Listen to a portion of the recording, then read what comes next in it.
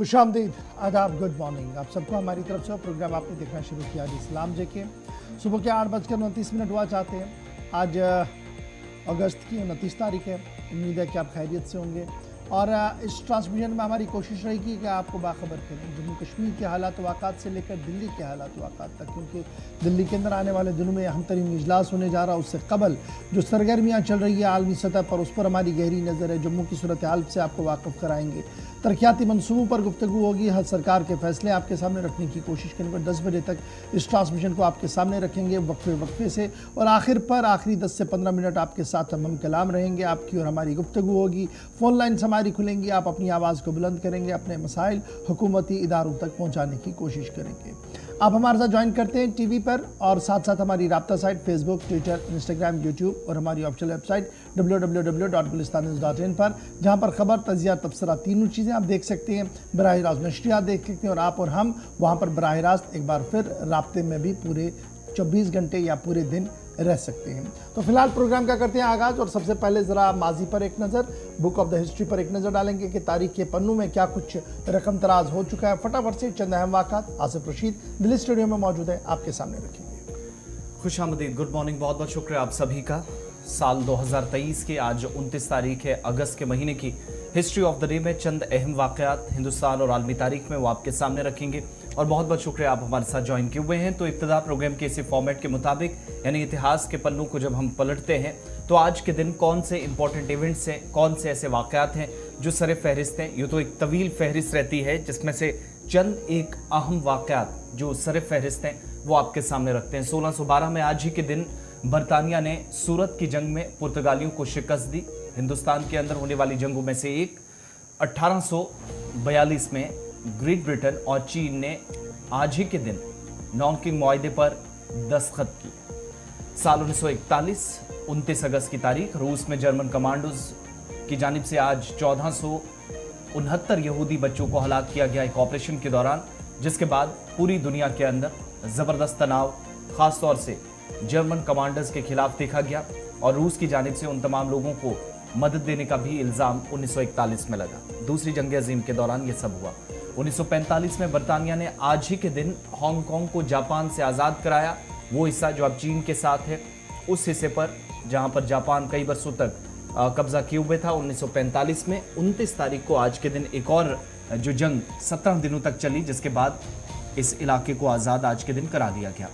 साल 1957 में कांग्रेस ने आज ही के दिन अपनी हुकूमत में शहरी हुकूक एक्ट 1957 को मंजूर कराया। 1998 में मारूफ क्रिकेटर सचिन रमेश तेंदुलकर, जो राजीव गांधी खेल रत्न अवार्ड से आज के दिन नवाजे गए। 25 बरस कबल उन्हें वो अवार्ड दिया गया जो सिर्फ सचिन तेंदुलकर के बाद महेंद्र सिंह धोनी को मिला।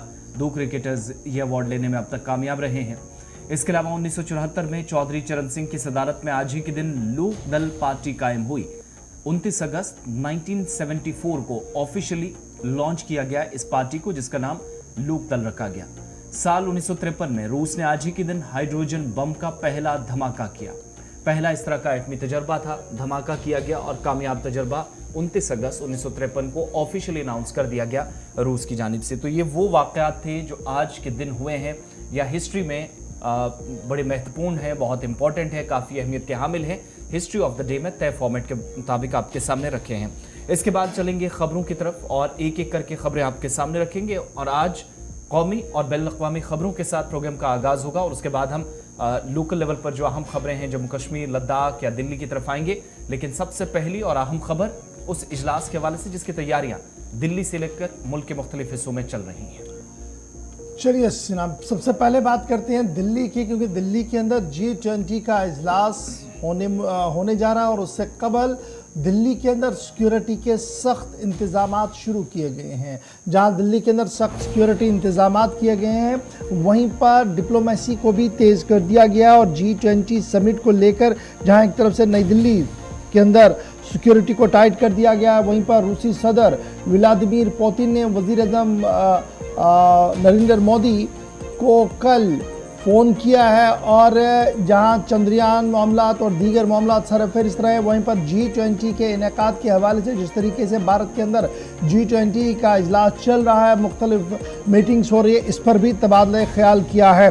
ताहम बड़ी खबर यह है कि व्लादिमीर पुतिन G20 के इजलास में अज खुद शिरकत नहीं करेंगे। बड़ी इत्तला और बड़ी खबर ये सामने आई है वज़ीर-ए-आज़म के दफ्तर से, और ज़राया ने इसकी कंफर्मेशन भी की है कि व्लादिमीर पुतिन जो है वो इस बार G20 के इजलास में शरीक नहीं होंगे, लेकिन उनकी वजारत के अंदर जो अहम तरीन वज़ीर है वो उनकी जगह पर आएंगे। व्लादिमीर पुतिन ने कल बाज़ाब्ता तौर पर यह साफ कर दिया कि बायलैटरल टॉक्स जो चल रहे हैं दोनों मुल्कों के बीच में वो आगे बढ़ेंगे, ताहम उनकी जगह जो है वो उनके नायब वहाँ पर आएंगे और वो रूस की रिप्रेजेंटेशन करेंगे। लेकिन जब इस हाई प्रोफाइल समिट की बात करते हैं जहाँ पर पुतिन नहीं आ रहा है, वहीं पर जो बाइडन G20 समिट के अंदर शिरकत के लिए 7 सितंबर को दिल्ली के अंदर मौजूद रहेंगे, 8 तारीख को दिल्ली में रहेंगे, 9 तारीख को दिल्ली में रहेंगे, 10 तारीख की रात देर गए उनकी वापसी व्हाइट हाउस के अंदर होगी। और इस तरीके से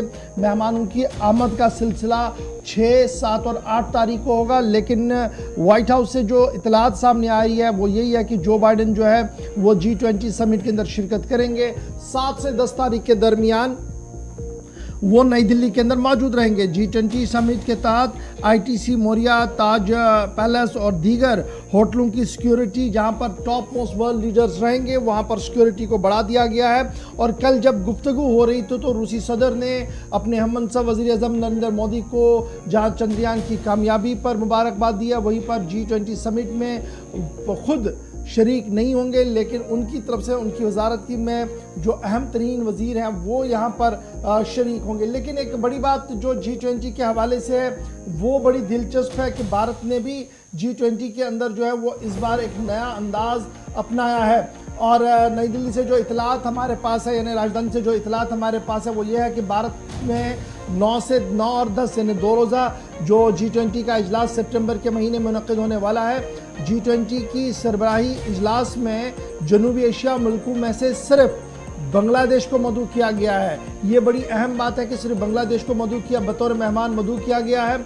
और इसके साथ ही नई दिल्ली ने यह वाज़िया कर दिया है कि शुमाल मशरिक को अपनी वो एक पॉलिसी जो एक मुनफरिद पॉलिसी है उसके तहत किस मुल्क को मदऊ किया गया वो बांग्लादेश है, और इस तरीके से पॉलिसी को वाज़िया कर दिया गया है। इधर जिन दीगर मुल्कों को दावतनामे गए हैं उन 8 मेहमान मुल्कों में से मिस्र भी है, इसमें मॉरिशस भी है, नीदरलैंड है, नाइजीरिया है, ओमान है, सिंगापुर है, स्पेन है और मुत्तहिदा अरब इमारात है, UAE है, जिन्हें भारत की तरफ से दावतनामा चला गया है कि वो G20 के इजलास के अंदर आ सकते हैं, उन्हें दावत दी गई है। दरअसल भारत अपनी एक पॉलिसी और जो नया फ्रेमवर्क बना है मशरिक के हवाले से उस हवाले से काम कर रहा है, और यही वजह है कि सिर्फ बांग्लादेश को चुना गया इस बार और ये साफ कर दिया गया कि 1 एक्ट 1 पॉलिसी के तहत किस तरीके से काम किया जा सकता है। तो फिलहाल बड़ी खबर ये कि पुतिन नहीं आएंगे, उनके दीगर उनकी रिप्रेजेंटेशन उनकी वजारत की तरफ से की जाएगी। ये जहां पर अमेरिका व्हाइट हाउस की बात है तो जो बाइडन साहब खुद तशरीफ़ ले आ रहे हैं। रूसी सदर पुतिन के हवाले से भी खबर है कि वो भी इस इजलास के अंदर शिरकत करेंगे, और इस तरीके से ये हाई प्रोफाइल इजलास अगरचे अभी दूर है, अभी चंद दिन हमारे पास है, लेकिन दिल्ली की फ़िज़ा से लेकर ज़मीन तक सिक्योरिटी सूरत हाल जो है वो तब्दील हो रही है। हर दिन जो है वो सिक्योरिटी हिसार को बढ़ाया जा रहा है, स्नैपर डॉग्स और दीगर लोगों को तैनात कर दिया गया है ताकि किसी किस्म की कोई खलल इस इजलास के दौरान G20 इजलास के दौरान ना हो। तो ये थी जनाब बड़ी बात कि G20 के इजलास के दौरान क्या कुछ हुआ है। बात जब दिल्ली की चली है तो आपको ज़रा बताते चले कि सुप्रीम कोर्ट के अंदर भी क्या कुछ हुआ है, क्योंकि दिल्ली की अदालत, अहम तरीन अदालत सुप्रीम कोर्ट के अंदर 370 पर समाअत जारी है, और इस समाअत के दौरान सरकार का मौक़िफ़ सामने आ रहा है, जिस दौरान चंद अहम बातें बताई गई है। साबिका आईन साज असम्बली का तयन और असम्बली और मौजूदा असम्बली के हवाले से गुफ्तगू हुई है, ताहम चीफ जस्टिस और सॉलिसिटर जनरल के बीच कई अहम मामला भी सामने आए हैं। अदालत उज़्मा में जहां हुकूमत दलाइल दे रही है, अपना मौक़िफ़ पेश कर रही है, वहीं अदालत अभी तक की जो अर्जी है या अभी तक जो बातें कही जा रही है उससे कई अहम बातों से सुप्रीम कोर्ट या चीफ जस्टिस आप कह सकते हैं, बेंच मुत्तफिक भी बहुत हद तक नजर आई।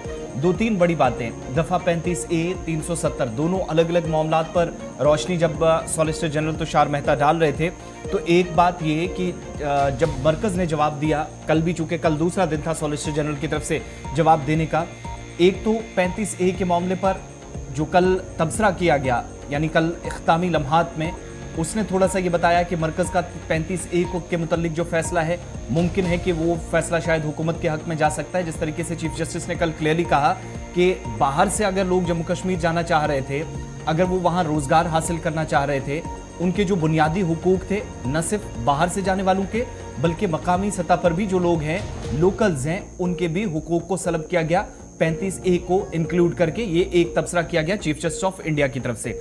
दूसरी बात कि जो जम्मू कश्मीर का आइन था वो भारत के आइन के मातहत है, ये दलील दी गई थी सॉलिसिटर जनरल तुषार मेहता की तरफ से, और इस बात से मुत्तफिक चीफ जस्टिस या बेंच भी नजर आए और इस पर सवाल जवाब का सिलसिला भी चलता रहा। लेकिन चूंकि 11वां दिन था दफा 370 पर और आज 12वां दिन है, आज भी जब समात होगी तो यहीं से प्रोसेस कंटिन्यू होगा। इसके अलावा एक चीज और, जब जम्मू कश्मीर को का खुसूसी दर्जा खत्म किया गया तो जो हुकूमत की तरफ से इकदाम उठाए गए, क्या वो आईनी थे या गैर आईनी थे? तो 3 बैक टू बैक सवाल 3 जजेस की तरफ से सॉलिसिटर जनरल से पूछे गए। एक जवाब उसमें यह आया कि 370 हो या 35A हो या आर्टिकल 356A जिसका बार बार सुप्रीम कोर्ट के अंदर जिक्र किया जाता रहा है, उस पर बेंच ने कहा, उस पर सरकार का मौक़िफ़ यह है कि जो जम्मू कश्मीर का आइन है या कॉन्स्टिट्यूंट असेंबली से लेकर 1957 तक और 356 तक की जो बात की जा रही है, ये तमाम चीज़ें भारतीय आइन के मुताबिक है और पार्लियामेंट को इख्तियार है कि एक जमहूरी तर्ज अमल के अंदर वो इस तरह के इकदाम उठा सकती है जहां पर किसी रियासत के अंदर इतने सख्त इकदाम उठाए जाएं। दूसरी बात, चीफ जस्टिस की तरफ से कल एक सवाल बड़ा इंपॉर्टेंट पूछा गया कि क्या कहीं ऐसा तो नहीं कि साबिका रियासत को जहां पर 35A या 370 खत्म करके उसका दर्जा घटाया गया। और एक सवाल जो बहुत इंपॉर्टेंट था, जो ये पूछा जा रहा था कि सदर राज नाफिज है, 2018 तक भी इंतखाबात कराए जा सकते थे, 2019 तक भी। चीफ जस्टिस की तरफ से कहा गया कि 2018-19 के बाद भी 4 साल हो गए, हुकूमत इस पर क्या सोचती है? क्या ये ज़रूरत से ज़्यादा नहीं होगा? क्या ये हद पार नहीं हो गई है कि प्रेसिडेंशियल रूल अभी भी चल रहा है या चलता रहा एक तवील मुद्दत तक? तो हुकूमत की जानिब से कल इस सवाल के साथ छोड़ दिया गया है, आज वहां से जवाब कंटिन्यू किया जाएगा। लेकिन कल जो 2 बड़े इंपॉर्टेंट दलाइल दिए गए, एक सुप्रीम कोर्ट की बेंच की तरफ से जो 5 जजों की आईनी बेंच समाअत कर रही है कि 35A का इंक्लूजन करना वो ये बताता है कि बहुत से बुनियादी हुकूक जो मकामी शहरियों के भी और जो बाहर से लोग अगर रोजगार, नौकरी के लिए या जमीन के हुसूल के लिए अगर वो इकदाम उठाते तो उनके हुकूक पर एक तरह से हुकूक छीनने का काम हुआ, नंबर 1। नंबर 2, जो हुकूमत की तरफ से इस बात पर आज जवाब देना है, उससे बहुत सारी चीज़ें शायद क्लियर होंगी और मुमकिन है कि शायद इसके बाद कोई पेशरफ्त हो। जो बार बार सियासी जमातें कहती हैं कि इलेक्शंस नहीं कराए गए, इलेक्शंस नहीं, एक सवाल तकरीबन इसी के आसपास पूछा गया चीफ जस्टिस ऑफ इंडिया की तरफ से कि जो इस वक्त भी रूल वहां पर चल रहा है, क्या वो ज़रूरत से ज़्यादा नहीं हो गया है? क्या उसकी हद 4 साल से ज़्यादा या ज़रूरत से ज़्यादा नहीं हो चुकी है? तो इस पर हुकूमत की जानिब से आज 10:30 बजे के बाद जवाब ज़रूर आएगा। लेकिन कल की जो बड़ी बातें हुई हैं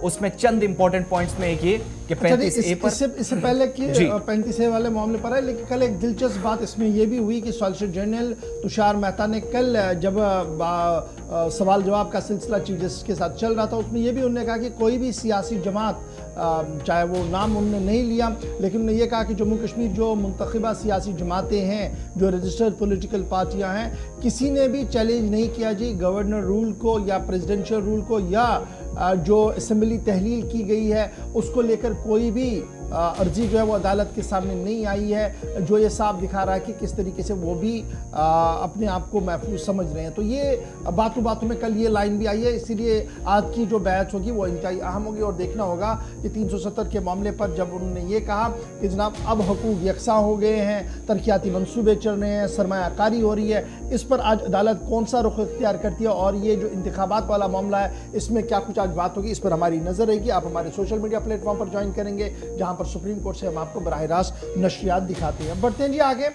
सुप्रीम कोर्ट की नशरियात के बाद ज़रा बात अब जम्मू की करते हैं, क्योंकि जम्मू की सियासत भी काफ़ी ज़्यादा गर्म है और टूल प्लाजाज को लेकर सियासत एक बार फिर तेज़ होती हुई नज़र आ रही है, जहां गुज़श्ता कई दिनों से इंतज़ामिया और एहतजाजियों के बीच में गहमा गहमी हुई है और कई मुजाहिरीन को पहले गिरफ्तार भी किया गया है। ताहम आज का दिन इंतहाई अहम माना जा रहा है, क्योंकि सरोर टूल प्लाजा को लेकर एक बड़ा फैसला आज मुतवक्का है। सरूर टूल प्लाजा को लेकर आज नेशनल हाईवे ऑफ इंडिया की टीम जो है वो जम्मू का दौरा करने जा रही है, और ये दौरा तब हो रहा है जब युवा राजपूत सभा की तरफ से जम्मू के मुख्तलिफ इलाकों के अंदर एहतजाजी मुजाहरे किए गए और बाद में बार एसोसिएशन समेत कई सियासी और मजहबी तंजीमों ने जम्मू बंद की कॉल भी दी थी, जिसका खासा असर जम्मू के अंदर देखने को मिल रहा है। सरूर टूल प्लाजा को लेकर यह भी इतलात सामने आ रही है कि टूल प्लाजा को वहां से मुंतकिल दूसरी जगह किया जा सकता है। बड़ी खबर हम आपको बता रहे हैं,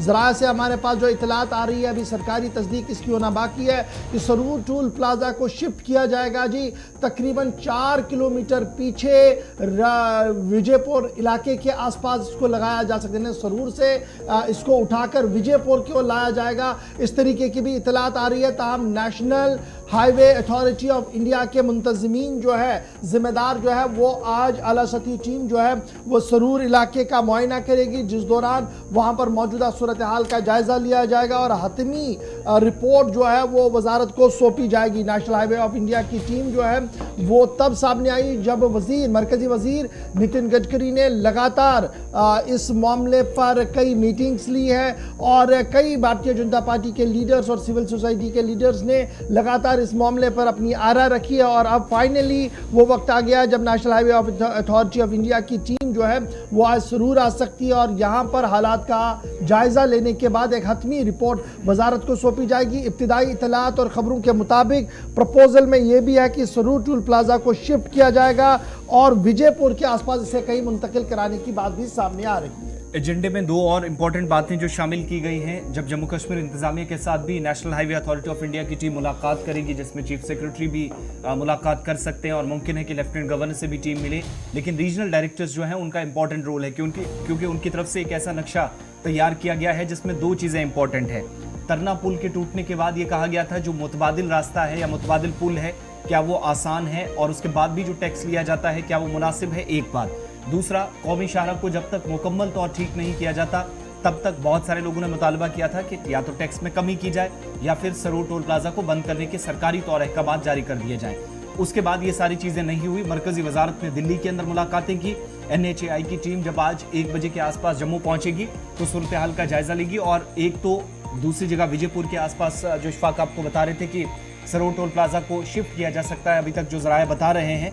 दूसरा, ऑन कार्ड्स जो हैं एजेंडे में जो शामिल हैं तमाम लोगों के साथ, जिन जिन लोगों के साथ बातचीत होनी है, क्योंकि जो इस वक्त प्रोटेस्ट चल रहा है, जो भूख हड़ताल पर लोग बैठे हैं, युवा राजपूत सभा इन प्रोटेस्ट को लीड कर रही है, वो एक मामले पर वजिद है कि लास्ट या तो सरकार इसको हटाए या फिर टैक्स खत्म कर दे, दोनों चीज़ें। अब अगर टैक्स खत्म किया जाता है या इस तरीके से, वो एक ही बात हो जाती है। लेकिन फिलहाल टोल प्लाजा को यहाँ उस पर टैक्स पर मुकम्मल कमी की जाए या छूट मिले, इस तरह का कोई फैसला जो है मुमकिन है कि ना आए। लेकिन ये ज़रूर है कि दूसरी जगह इसको तब तक शिफ्ट किया जा सकता है जब तक आप शाहरा की मुकम्मल बहाली या रास्ते ठीक होते हुए भी देखेंगे। इसके अलावा मुतबादिल रास्ते, सड़कों की मैग्डमाइजेशन, स्पेशली जो 4 लेन टू 6 लेन सड़क का काम इस वक्त हाथ में लिया गया है NHAI की तरफ से। कठुआ से लेकर जो सांबा के मुख्तलिफ इलाकों तक और जम्मू को कनेक्ट करने वाली जो रिंग रोड भी है वहां तक आसपास एरियाज के अंदर काम चल रहा है। बीच में फ्लाईओवर का काम है, तो उसकी वजह से चीज़ें जो मुतासिर हो रही हैं उस पर काफ़ी ज़्यादा फोकस है। इधर रुकने पार्लियामेंट के नोटिस में दोबारा मामला लाया गया और आज इम्कान है कि NHAI की टीम के सामने जुगल किशोर शर्मा या डॉक्टर जितेंद्र सिंह, दोनों में से एक कोई भी साथ उनके रह सकता है, क्योंकि दोनों की कॉन्स्टिट्यूंसीज जो बाउंड्रीज हैं वो टकराती हैं इस एरिया से। और जब इंपॉर्टेंट फैसले होंगे तो उससे पहले मुश्तरका तौर पर कोई शायद इत्तफाक राय पैदा करने की कोशिश हो सकती है। बहरहाल इंतजार रहेगा, दोपहर होते होते टीम जम्मू पहुंचेगी, मुलाकातों का सिलसिला भी होगा और मुमकिन है कि अगले 48 घंटों में कोई फैसला भी टीम की जानिब से हतमी रिपोर्ट के बाद सामने आ जाए। चलिए जनाब, सरूर टोल प्लाजा को लेकर तो खबर हमने आपको बता दी। जम्मू के अंदर आज सबकी नजरें रहेंगी कि किस तरीके की सूरत हाल वहां पर उभर कर सामने आएगी। फिलहाल MCR से इशारा कि छोटा सा ब्रेक के उस पार आएंगे तो आपको बताएंगे कि दुनिया भर की हसीनाएं श्रीनगर के अंदर मौजूद रही, लेकिन खबर इतनी नहीं है कि वो श्रीनगर में है। अब खबर क्या है आगे बताएंगे छोटे से ब्रेक।